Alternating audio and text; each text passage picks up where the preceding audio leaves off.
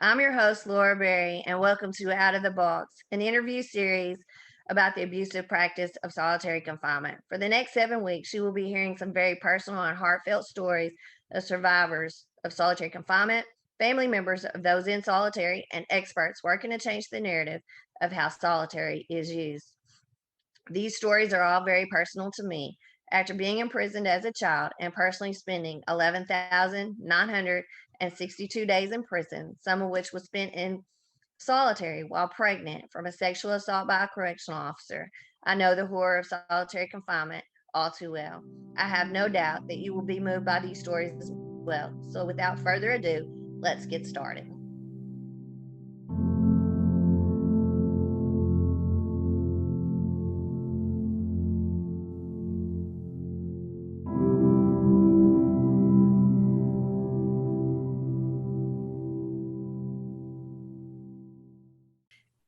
First of all, Eddie, I want to say thank you for taking the time out of your day to join me in this conversation about ending solitary confinement. Would you mind taking a minute or two to kind of just tell everybody a little bit about Eddie and what your connection is to solitary confinement? Thank you, Laura. I really appreciate it. My name is Eddie Ellis from Washington, D.C. I went to prison at the age of 16 for murder, sentenced to 22 years. I served 15 years of the 22 years, and 10 of that in solitary confinement. And 6 of that 10 was in the highest level prison in the United States, was the ADX Florence, Colorado Supermax prison. And that's my introduction to solitary confinement in the sense of being in it 10 years straight.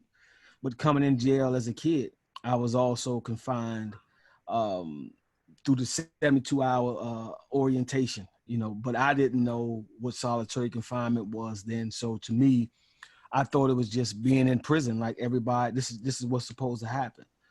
But as years went on, I understood that this was a form of, lockdown. And then when I got into my 10-year stretch of solitary confinement, then I started to understand that's what it was. So, Eddie,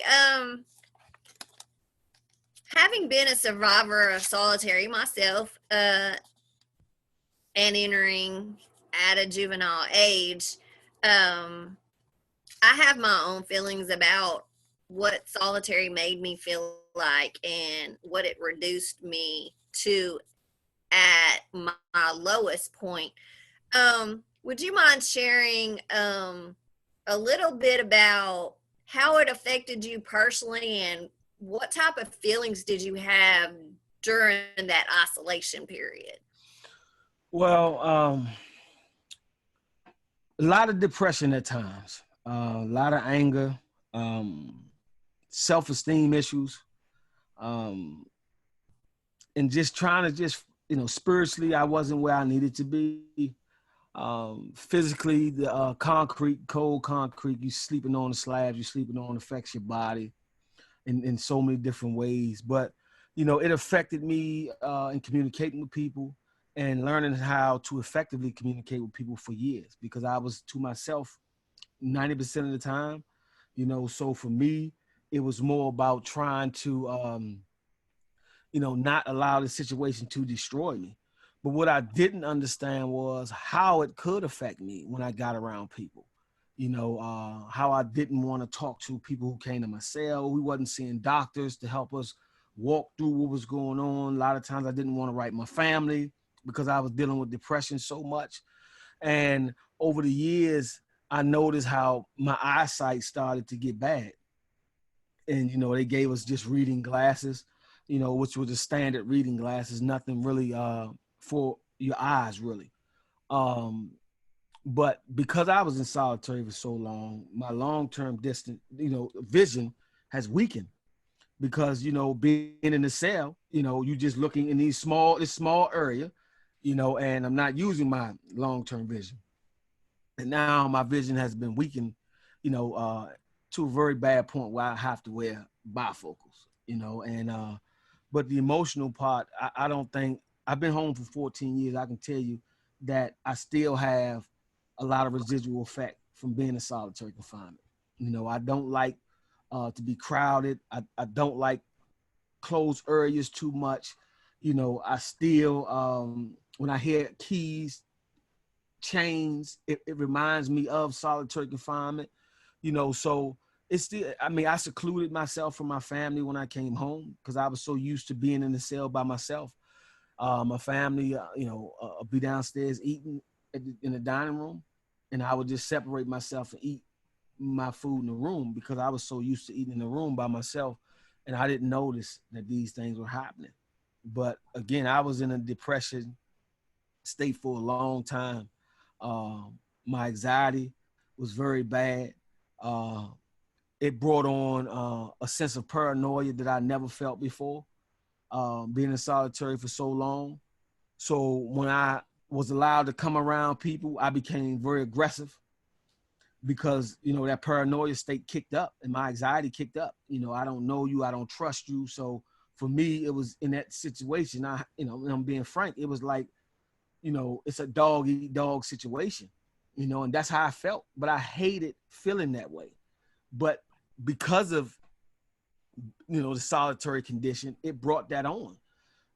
Then years later, I was diagnosed with post-traumatic stress, you know, syndrome, you know, and I didn't know what that was. I thought that they just gave me that label because I was in prison, you know, until I started studying and reading about PTSD, and became aware of a lot of the symptoms that I was reading about, I saw in myself, you know. So again, it was a horrible situation, you know. It's a very destructive situation, and I just, you know, thank, you know, God every day that I was able to make it out of solitary confinement, you know, and I understand that it's going to affect me for the rest of my life, but I'm just trying to find ways to continue to adjust to what I went through, and just try to find ways to live my life in a constructive way.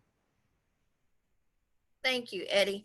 So, Eddie, I know that when I was in solitary confinement, there was very little human contact. And having been isolated in that little bitty cell with just well, for me, it was just a concrete slab.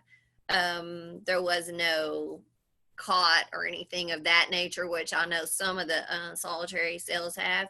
And the only human contact I had was through a small cut in the door where they would pass my tray to me or stick their hands in to cuff me to take me to the shower or whatever. Um, and that kind of isolated me from humans. It made me feel like there was no humanal um, attachment to anybody. Did you experience anything like that and having felt kind of cut off from any type of human connections with people? Yes, I felt that way. I really felt that way. I mean, they made us feel like we were animals, right? I remember Exactly. when I was in the private prison in Youngstown, Ohio, in the Supermax unit that was in the prison. And when we went to the showers, handcuffs, shackles, belly chains. And when we go into the shower, early on, they made us take showers with the shackles still on. They would remove the handcuffs, but we still had to keep the shackles on. So while we're washing up, you know, for the 5-7 minutes that we have in the shower, our skin is getting softer because of the water. And the shackles was cutting into our legs. You know, at times we had to wash up like this with shack belly chains on and handcuffs. You know, it cuts your wrists, you know. And when I went to Red Onion, Supermax in Pound, Virginia, which is state prison, when they was sending DC inmates out, we went out to the cage, single cages, and I've never seen this before. The officer say, "Turn around. I'm gonna put the leash on the belly chain." I said, "Put the leash on the belly chain? What do you mean?" He had an actual dog leash that they hooked to the back of the belly chain. So when you come out, you know, they can stand a distance from you, but pull you with the, you know, and it was so demeaning to me as a human being that you would put a dog leash on a chain hooked to a human being and think that this is okay. But this was the environments that we were in. You know, officers act like we were animals. Sometimes we get our food cold. You know, they don't care. Ain't nothing we can do. The kitchen closed. You know, you even gonna eat it, you're not gonna eat it. So some of the officers, not all of them, but some of the officers created even worse environments because when we came out, a lot of people just felt like you don't want to help us anyway. We stuck in this hole, so I don't really care, you know. But really, the officers should have been there to try to assist us in these situations, and there should have been more mental health services there for people, you know, to help us with that human connection. But it wasn't there. You know, and for example, when I was in Supermax, the doctor came around every 30 days and he would knock on the door, knock, knock, knock. Yeah, are you okay? Yeah, I'm okay. And he just leave, right? But you can find people with serious mental health issues that say they're okay and they're not okay. You know, so they really didn't do enough to make sure that we were okay. And then the Supermax in Colorado, most of the jail is double doors, meaning you had a sliding door first, a little sally port, and then it's bars.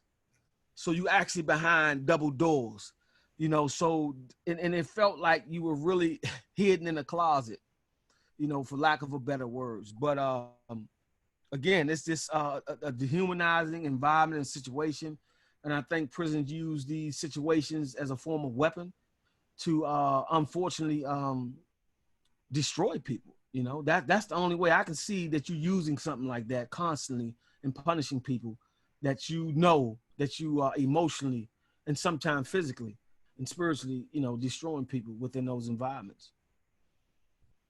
Um, Eddie, having experienced all of that and then coming home and doing the work that you do now, going back into facilities to work with people and help them get ready to enter society and learning how to practice self-care to keep yourself from um, combusting, I guess you would say, from the things you've lived in the past.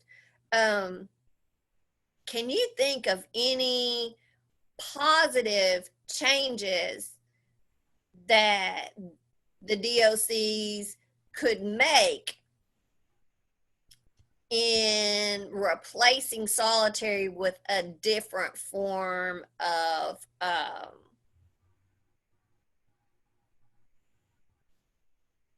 for a lack of a better word, they use solitary for basically punishment. But can you think of a different form that might be more rehabilitating instead of dehumanizing a person and trying to help them get to where they need to be able to live a productive life instead of reducing them to that animalistic feeling of just complete isolation? Yeah, that's a big question, a good question. And what I want to say is this: I'm one that want to see solitary done away with. Um, but understanding the reality of some things that happen in prisons, they not gonna do away with it in its entirety, right? And I'm gonna give you an example. If someone, you know, stab a correctional officer, someone kills somebody, they, you know, they're gonna have to find a way. But I just think that we have to find a space that's not so dehumanizing for people, that's not reducing people, like you said, to ash. Because that's how we feel at times when we just like feel like ashes. You know, you burn a light up piece of paper and it crumble up. That's how I felt a lot, right? Being in solitary confinement. But if we have more doctors, social workers, not people trying to always medicate people, but social workers. If we have social workers that can be in these places to help people, have more programming for people, have more programming that deals with socialization, right? So if we have these things, I think that it can be a better place for those who quote unquote have to be housed there. But for people, for petty stuff that they keep locking people down for, listen, take other stuff. Okay, I'm gonna take your phone for 2 months. I'm gonna take your commissary for 2 months, right?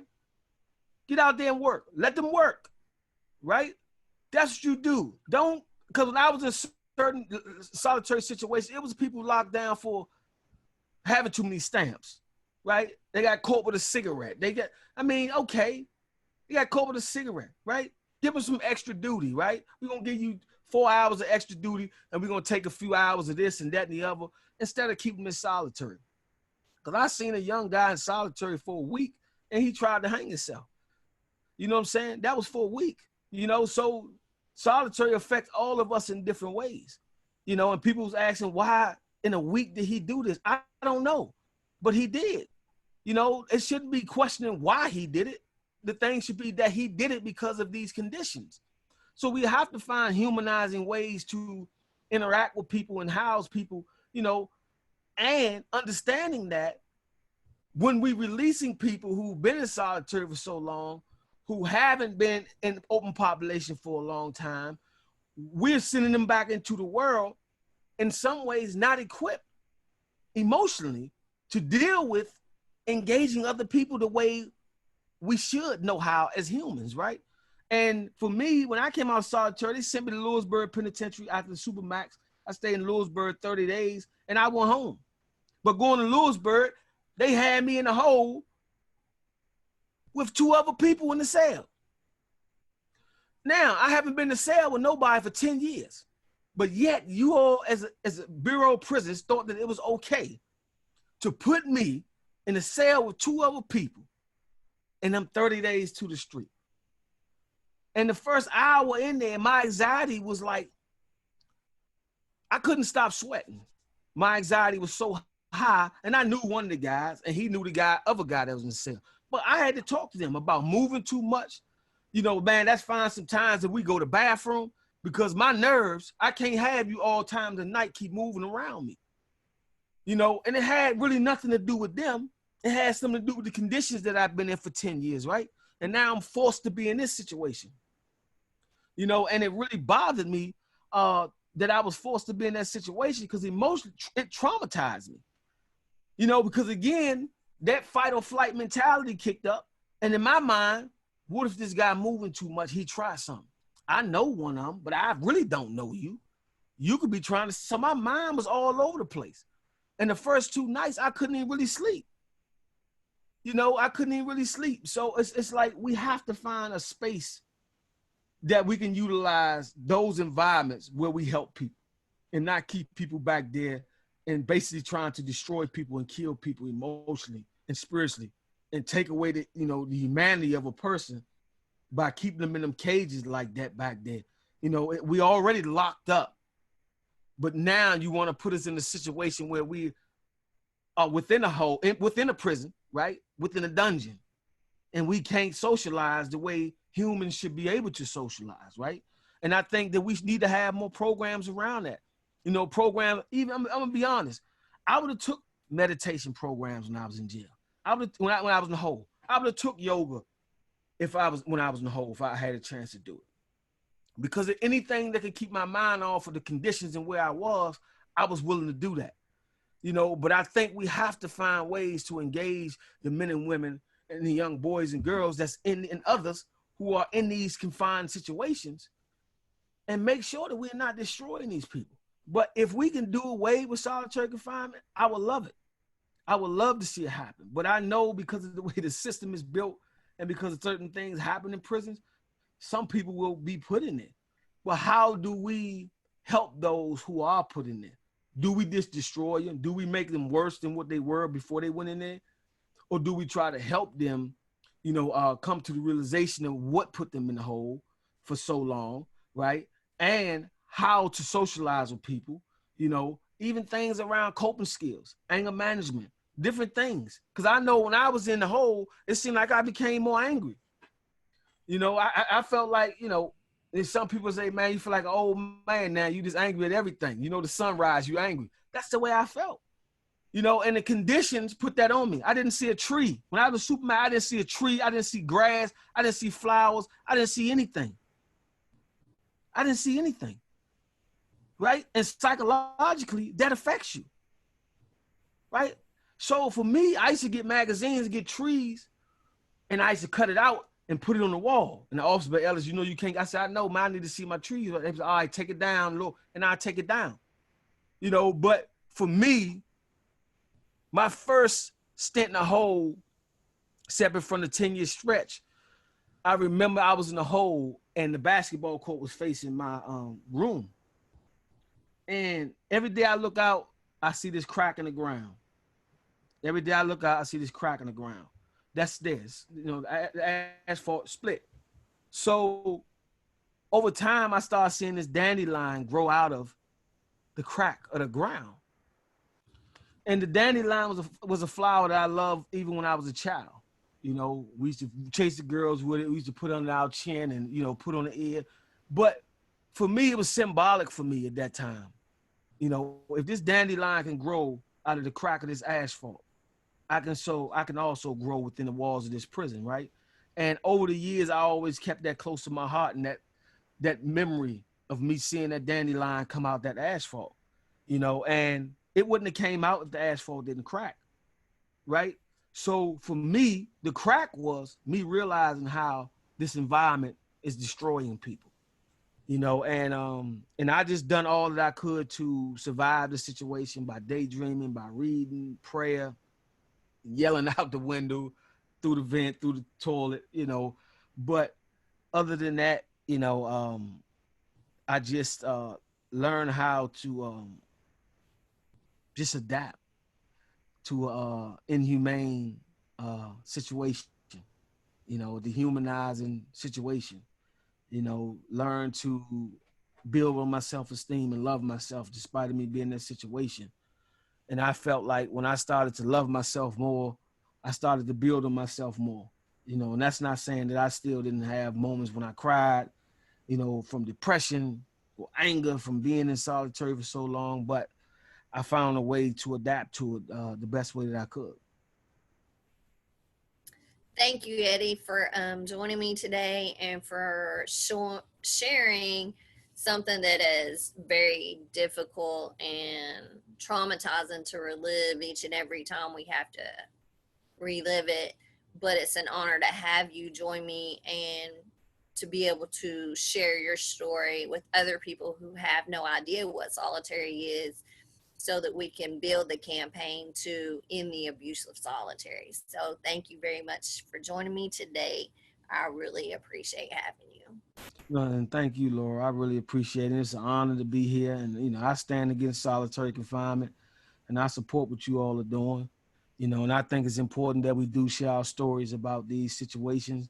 And in no way am I minimizing why I went to prison or anything. I take full responsibility for that. I should have said that out front, but I take full responsibility for me being in prison for my actions.